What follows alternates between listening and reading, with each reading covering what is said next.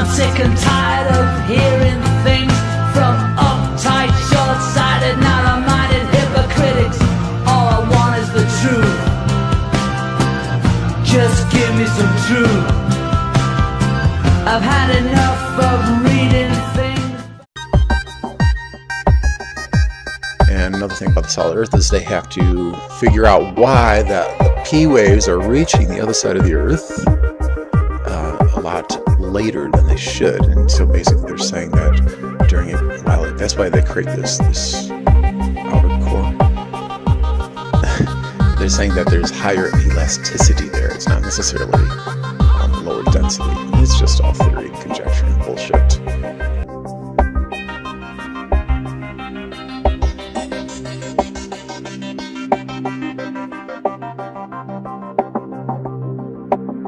Creating the striations, this interference, the solar wind, and the curved rays of the sun interacting with the magnetic flux of the lips of the metallic rind of the Earth. The ionosphere is actually just glass.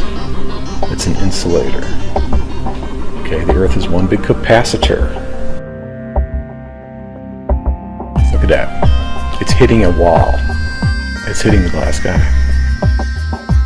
There's a gap between the electromagnetic forces from above the glass versus the ground. And the glass is the insulator. And so the lightning bridges that gap, just like in a plasma ball. Well, if you don't have a hard surface to the ionosphere, and it's just a field of plasma, those RF waves are going to just be absorbed. And that's what we have in your model. It doesn't make sense. You need a hard surface. Therefore, they have to give you different layers of it. And that's dependent upon the frequency.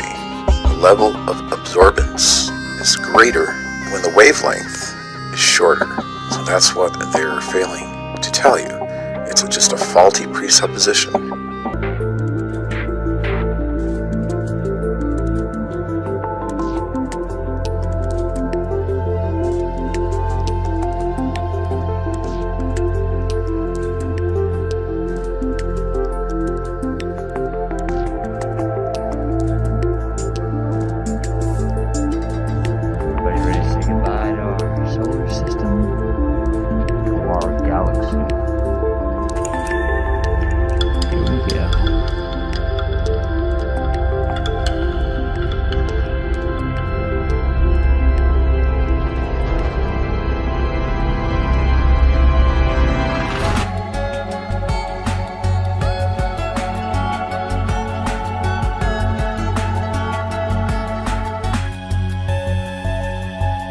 They don't know how the sun works.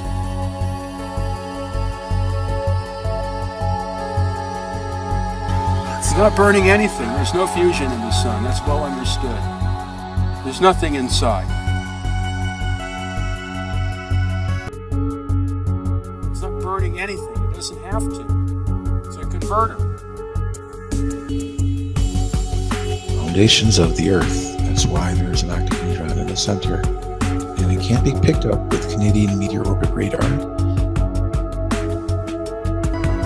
So these confinement domes are obviously in the shape of half spheres, actually a little bit more than half spheres. And so that's why I believe that the moon and the sun were actually formulated at the beginning, inside the center of the octahedron. And so somehow, once they were formed, they shot up. One shot up north, one shot up south, out of the octahedron, and they began to orbit around the celestial sphere.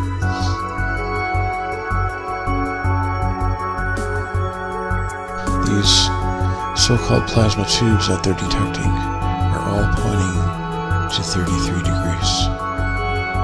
That's where all activity is starting from. That's how it's illuminating. That's how it's powering the sun. And so you can actually even think about these, which you think are plasma tubules, but actually is the source of light. It's the source of energy. It's the source of the ether. And when we look at the cosmic rays hitting the Earth, this is how it's depicted. You guys have light detectors and charged particle detectors on the ground, and they're always observing a convergence as you go up. It's not because it's of perspective, and that cannot work. Obviously, if you look at the cosmic ball, there would be a positive meniscus over your head, which would converge. So the origin of these cosmic rays are coming from the north sides of the north. And they pass through this high vacuum state of this glass door effect, and they increase in velocity. It emanates out in all directions. It looks for an opening. And we have Cygnus X going right through it because the Milky Way band is a little bit thinner, and it allows those cosmic rays to be penetrated through the celestial sphere. It's not actually coming from the stars. The stars are just tiny little luminescent bubbles. About 50 times as much mass in this system, and in all systems we can measure, comes from stuff that doesn't shine. And physicists, with their linguistic perspicacity, have called it dark matter. Tiny bubbles,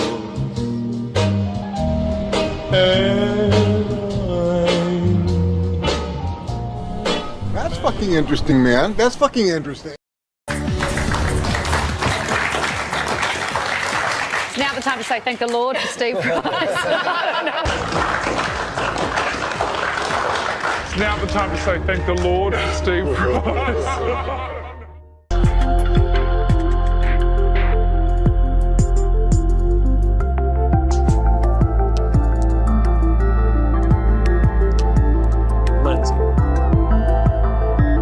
Reflection of light by matter is well observed in astronomy. There's no need to have mass act like a lens when there actually is a lens, a cut glass goblet lens of the celestial sphere, damaged after the flood.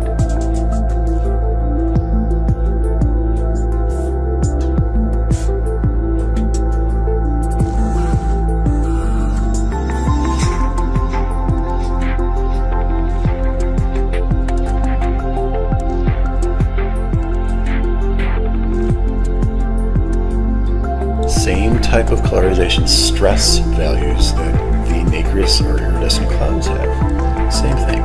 The sunlight bends around, and once it passes through the glass sky, the light gets polarized. And then it curves around back, and then it hits through the bottom of the cloud and then rises back up again.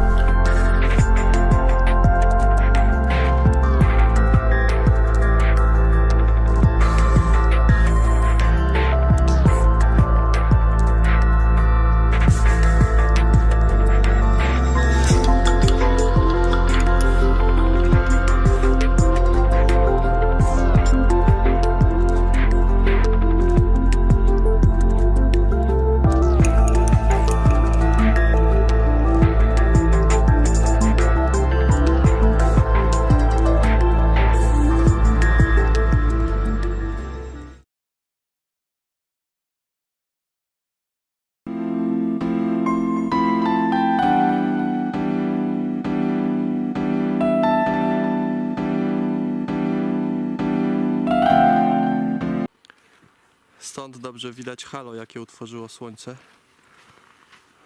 Kamera ładnie to ujmie. To jest pierwsze halo, bardziej wyraźne. Wyżej znajduje się drugie halo, dużo większe, ale tego już kamera, widać kawałek. Coś tam jeszcze kamera wyłapała.